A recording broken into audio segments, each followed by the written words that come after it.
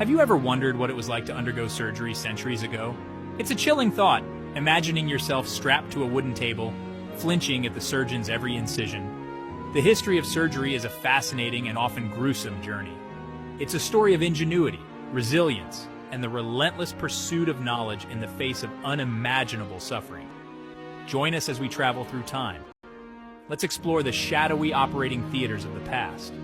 We will uncover the practices that laid the foundation for the sterile and sophisticated field of surgery we know today.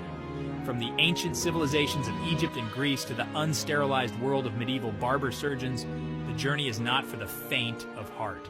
We'll delve into the brutal realities of pre-anesthesia surgery, where speed was paramount and survival was far from guaranteed.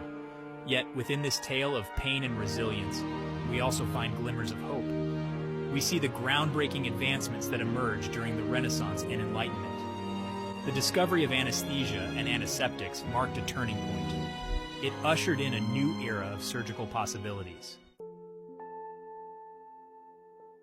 Our journey begins in the cradle of civilization, ancient Egypt. Renowned for their advanced medical knowledge, the Egyptians were surprisingly skilled surgeons. Papyri dating back thousands of years document a range of surgical procedures, from setting fractures to treating wounds and performing circumcisions.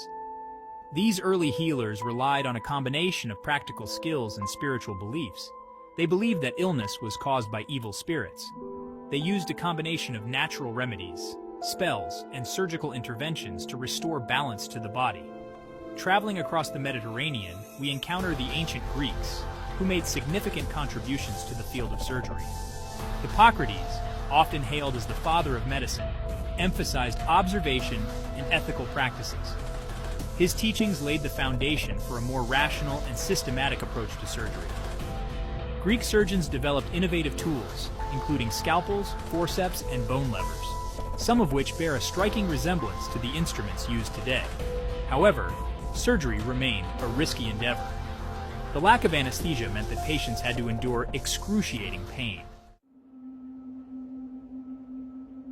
As the Roman Empire crumbled and Europe plunged into the Middle Ages, surgical knowledge experienced a period of stagnation. In the absence of formal medical schools, surgery often fell into the hands of barber surgeons. These individuals were a curious blend of barber and surgeon. They performed a wide range of procedures, from bloodletting and tooth extractions to treating wounds and setting broken bones. While some barber surgeons were skilled practitioners, the overall state of surgery during this period was grim. Surgical instruments were often crude and unsterilized. The concept of hygiene was practically non-existent.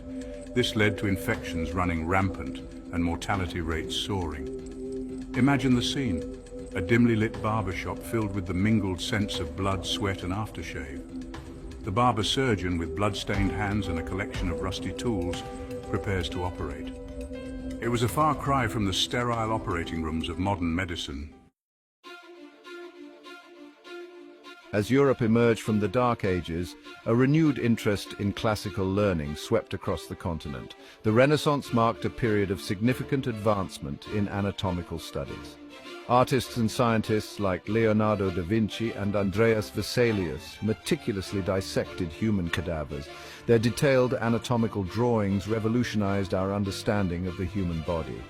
This newfound knowledge had a profound impact on surgery. Surgeons, once shrouded in mystery and superstition, began to embrace a more scientific approach.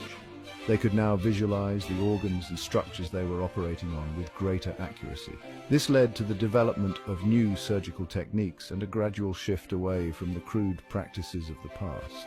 However, one crucial element was still missing: a way to relieve the excruciating pain that accompanied surgery.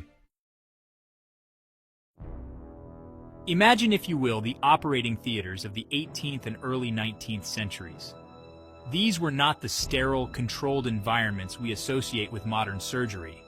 They were more akin to scenes from a horror movie. Patients, often screaming in agony, were strapped to wooden tables or held down by burly assistants. Surgeons, working with astonishing speed, sawed through bone and sliced through flesh. Their goal was to complete the procedure as quickly as possible. Speed was not simply a matter of efficiency, it was a matter of mercy. The longer the surgery lasted, the greater the risk of shock, infection, and death. surgeons took pride in their speed. Some could amputate a limb in a matter of seconds. The psychological toll on both patient and surgeon was immense. It's a testament to human resilience that anyone survived these brutal procedures. The mid-19th century witnessed a revolution in surgery.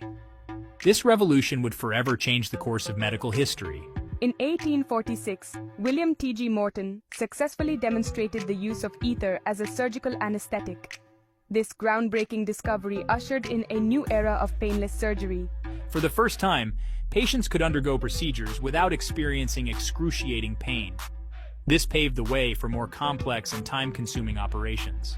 Around the same time, the pioneering work of Joseph Lister in the field of antisepsis began to transform surgical practice. Lister, inspired by Louis Pasteur's germ theory, introduced carbolic acid as an antiseptic agent. He meticulously cleaned surgical instruments and even sprayed carbolic acid in the air to kill airborne bacteria. His revolutionary methods drastically reduced post-operative infections, making surgery significantly safer. Before the advent of modern anesthesia, people resorted to a variety of creative, albeit often ineffective, methods of pain relief. One such method involved plying patients with alcohol or opium. While these substances might have dulled the senses to some extent, they also carried significant risks. Alcohol could thin the blood, increasing the risk of hemorrhage. Opium could suppress breathing. In some cultures, patients were given a bite stick or a piece of leather to clench in their teeth. This helped to prevent them from biting their tongues during particularly painful procedures.